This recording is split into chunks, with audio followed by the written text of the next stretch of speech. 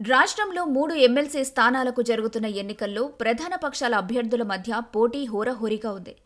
ఉమ్మడి గుంటూరు కృష్ణ, తూర్పు పశ్చిమ గోదావరి జిల్లాల పట్టభద్రులు, ఉత్తరాంధ్ర ఉపాధ్యాయ నియోజకవర్గాల ఎమ్మెల్సీ ఎన్నికలకు పోలింగ్ గురువారం జరగనుంది. మంగళవారం సాయంత్రంతో ప్రచారం ముగిసింది. ఈ ఎన్నికల్లో అధికార కూటమి తరపున 2 పట్టభద్రుల ఎమ్మెల్సీ స్థానాలకు టీడీపీ అభ్యర్థులు బరిలో ఉన్నారు. వారికి 2 చోట్ల పీడీఎఫ్ నుంచి గట్టి పోటీ ఎదురవుతుంది. ఈ 2 స్థానాల్ని దక్కించుకునేందుకు కూటమి పార్టీలు సర్వశక్తులు ఒడ్డి ప్రచారం చేశాయి. ఉత్తరాంధ్ర ఉపాధ్యాయ ఎమ్మెల్సీ నియోజకవర్గ ఎన్నికల్లో 3 ప్రధాన అభ్యర్థుల మధ్య పోటీ నువ్వా నేనా అన్నట్టుగా ఉంది. అక్కడ ఏపీటీఎఫ్ అభ్యర్థికి అధికార కూటమిలోని తెలుగుదేశం, జనసేన పార్టీలు మద్దతు ప్రకటించాయి. కొందరు బీజేపీ నాయకులు మాత్రం పీఆర్టీయూ అభ్యర్థికి మద్దతిస్తున్నారు. వైఎస్సార్ కాంగ్రెస్ పార్టీ ఎమ్మెల్సీ ఎన్నికల్లో పోటీకి దూరంగా ఉంది.